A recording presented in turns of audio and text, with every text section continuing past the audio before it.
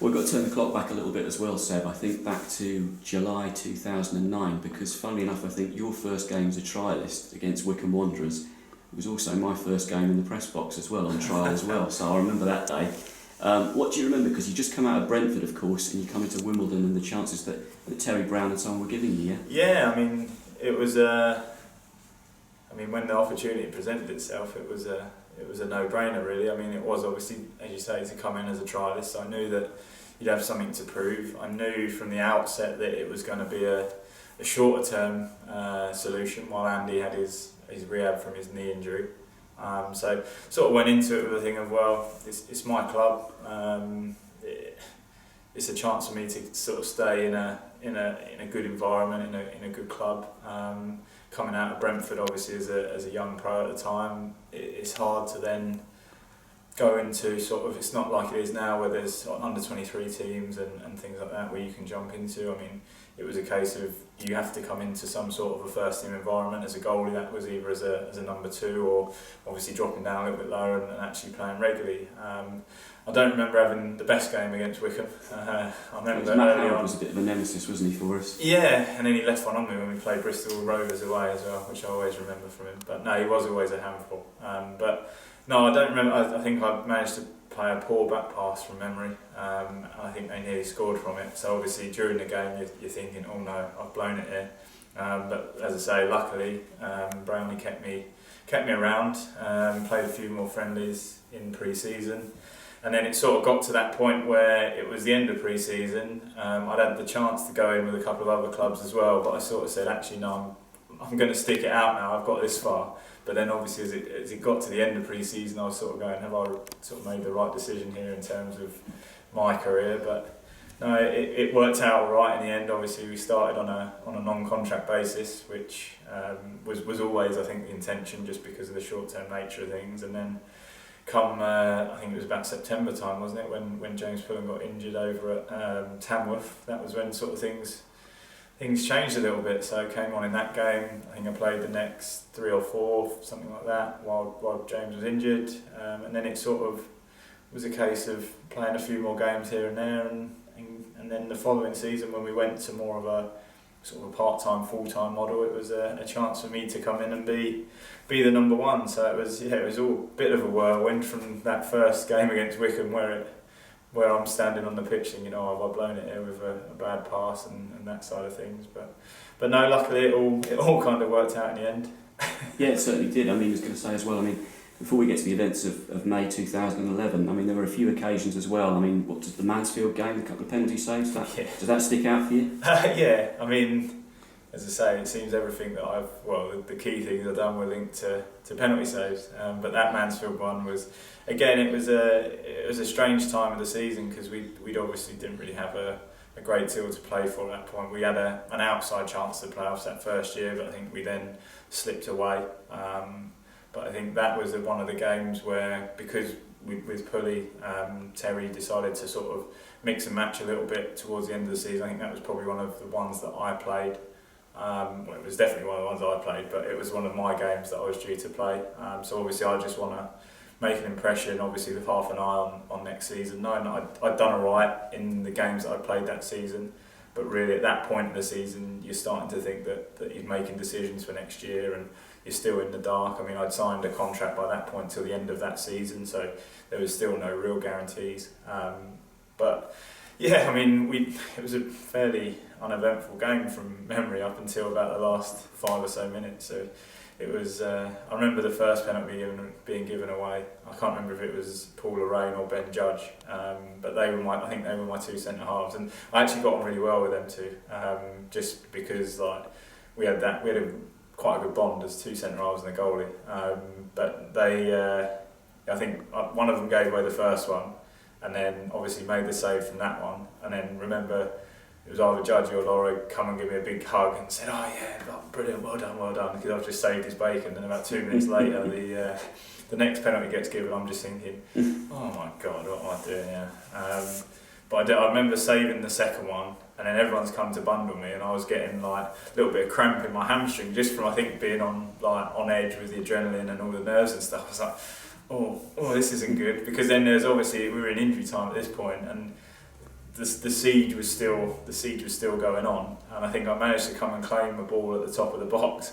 And I'm standing there with the ball thinking my leg's going to cramp if I kick this, and the ref's giving it, come on keeper. So yeah, it was an interesting one, but obviously once he blew that whistle, that was kind of when it was like, well yeah, I've done alright there. Getting, as I say, high fives off the centre halves and everyone else, because I think we went down to 10 men as well, didn't we, in that game? So made it a little bit sweeter. But yeah, it was a pretty big smash and grab. And I actually stayed up. One of my best mates was actually studying up in Nottingham at the time, so I stayed up with him that night, and we went and had a bit of dinner and a few drinks and celebrated in style. When you look at the history of the club as well, you look at the club president, FA Cup hero Dickie Guy, Dave Besson, of course, in '88, Seb Brown, of course, that helped get us into the Football League. Does that sort of give you a good appreciation as well of the link that the fans have with the keepers of this club over the years? Yeah, and that's the first thing Bezos said to me really, is like, as long as you give passion and 100% every week and clap them off before the game and clap them at the end of the game, then they'll take to you and they'll warm to you.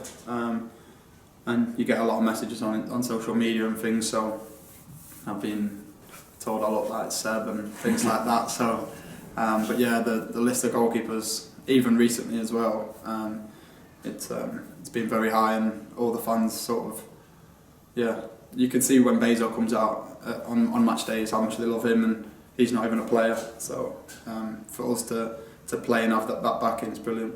Gone through it quite a few times, shall we say, over the years. That special day in 2011, and rightly so, and it will forever be remembered, and you will be forever remembered for it as well. But I mean, I don't suppose there's any particular angle you can actually remember that we've not actually gone over from that day yet. No, I think, well, as I say, I think we have probably covered it. I think everyone's probably sick to death of hearing my side of the story. Never. But no, we've been through a lot of it. I mean, as I said earlier when we did the interview at Richmond Park, I think the biggest thing now is being able to celebrate that all together at Plough Lane. I mean, that's, whether that was the catalyst or one of the key things, I don't know. But at the same time, I think if we're still let's say we didn't get up that year and we're still in the National League like some clubs are, then it maybe doesn't happen, I don't know. But it certainly gives us a bit more of a springboard to work off when it comes to getting the fantastic stadium that's pretty much ready to go now. So that, as I say, that's the main thing now is hopefully we can, and goes for everything going on in the world at the minute, hopefully we can all be back together. That's the team from that year, as well as all the supporters and stuff, and actually have a real good kind of 10-year anniversary down at Plough Lane. But that's kind of that's I guess our aim and our goal, and hopefully the fans and everyone can get into the stadium a little bit sooner. But as I say, from a selfish perspective, it would be nice to have a full Plough Lane to kind of have a 10-year bit of a knees up and a bit of a reunion for everyone. But as I say, I think it would just be nice for everyone to get in and actually watch a game at Plough Lane. I think I touched on that. Richmond Park as well, it's a bit of a bittersweet moment really, isn't it? Because it's only, was it the 3rd of November, the first game.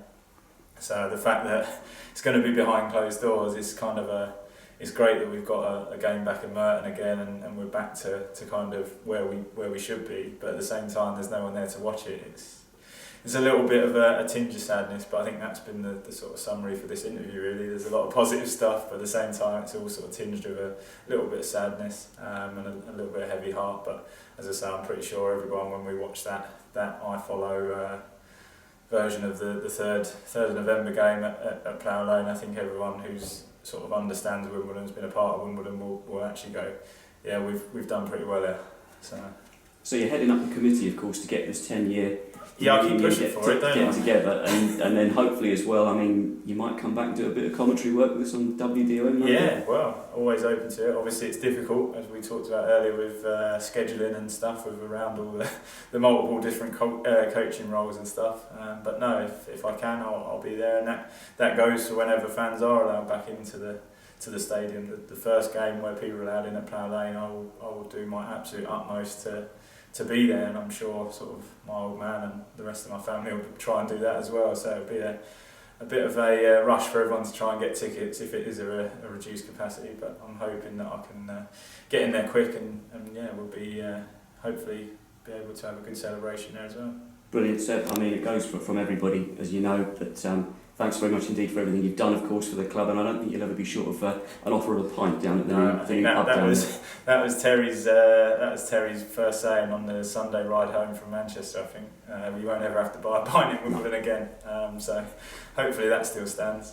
But no, it'll be as I say, it'll be a real good experience to get down to the new stadium and watch it back from a sort of a fan's perspective now, rather than being Seb the player, Seb the coach, and now I can sit back and be Seb the fan again, which will be different.